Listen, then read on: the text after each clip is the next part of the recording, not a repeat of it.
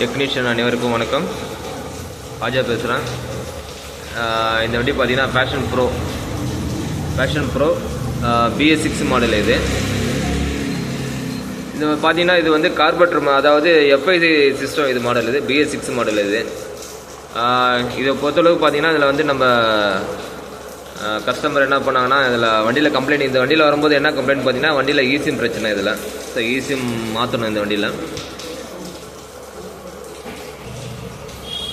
கிட்டத்தட்ட பார்த்தீங்கன்னா இந்த ஈசிஎம்முடைய காஸ்ட்டு பார்த்தீங்கன்னா தெரியும், 7400 கிட்ட வருது.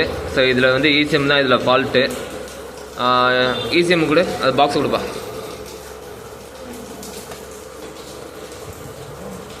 7450 கிட்ட வரும் இந்த ஈசிஎம்.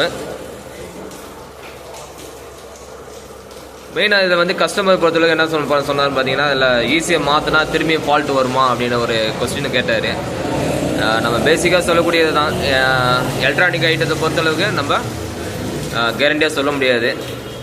அப்படிங்கும் பட்சத்துக்கு பார்த்தீங்கன்னா அதில் ஈசிஎம் என்ன பண்ணாருன்னா, இல்லை எனக்கு வந்து மாற்று வழியாக எனக்கு கார்பரேட்டர் ஆகி கொடுக்க முடியுமா அப்படின்னு ஒரு கேட்டிருந்தார். ஸோ இதுக்கு வந்து நம்ம என்ன பண்ணிக்கிறோன்னா, FI மாடலை நம்ம சரி கன்வெர்ட் பண்ணி நம்ம கார்பரேட்டர் ஆக்கலாமான்னு ஒரு ஐடியா பண்ணேன். கஸ்டமரை என்ன பண்ணான்னா, எனக்கு சென்சார் மாடலை எடுத்துகிட்டு எனக்கு வந்து கொஞ்சம் கார்பரேட்டர் மாடல் ஆக்கி கொடுத்துருங்க அப்படின்னு ஒரு ரெக்வெஸ்ட் பண்ணியிருந்தார். இப்போ நம்ம என்ன பண்ணிக்கிறோம் பார்த்தீங்கன்னா, இதில் வந்து நம்ம கார்பரேட்டர் நம்ம மாற்றிட்டோம்.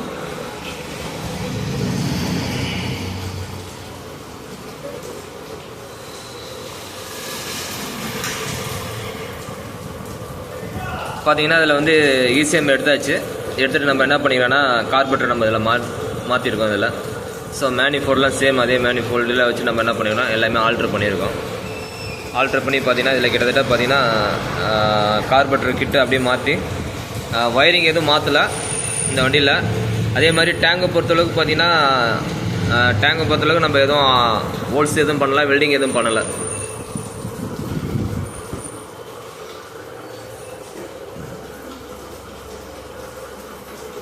அதே மாதிரி பார்த்தீங்கன்னா யூனிகான் CD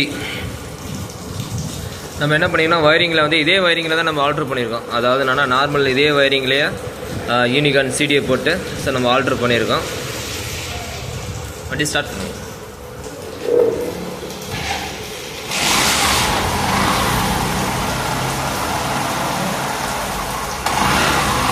ரேஸ் பண்ணுங்க. ஓகே. வண்டி பார்த்தீங்கன்னா ஐலிங்லேருந்து வண்டி ரேசிங்லேருந்து பிக்கப்லேருந்து எல்லாமே பார்த்தீங்கன்னா அதில் பர்ஃபெக்டாக இருக்குது. எந்த ஒரு இதுவும் இல்லாமல் வண்டியில் வந்து ஐலிங் பக்காவாக நிற்கிது.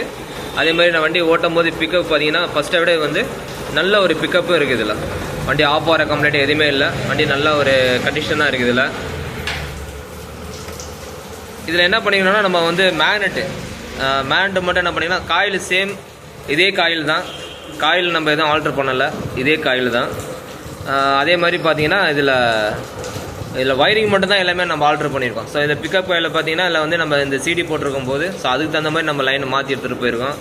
அதே மாதிரி மேக்னெட்டு மட்டும் என்ன பண்ணியிருக்கீங்கன்னா, இதில் வந்து சூப்பர் ஸ்ப்ளெண்டருடைய மேக்னெட்டு மட்டும் நம்ம இதில் மாற்றிருக்கோம். அப்படியே செட்டாக நம்ம பண்ணியிருக்கோன்னா சூப்பர் ஸ்ப்ளெண்டருடைய மேக்னெட்டை மட்டும் மாற்றிருக்கோம்.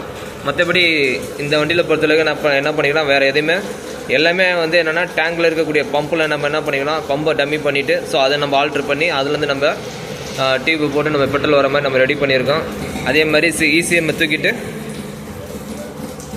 யூனிகான் CD நம்ம இதில் ஆல்ட்ரு பண்ணியிருக்கோம். வண்டியில் வந்து பார்த்துருப்பீங்க. வண்டி வந்து ஸ்டார்ட் பண்ணுங்கள்.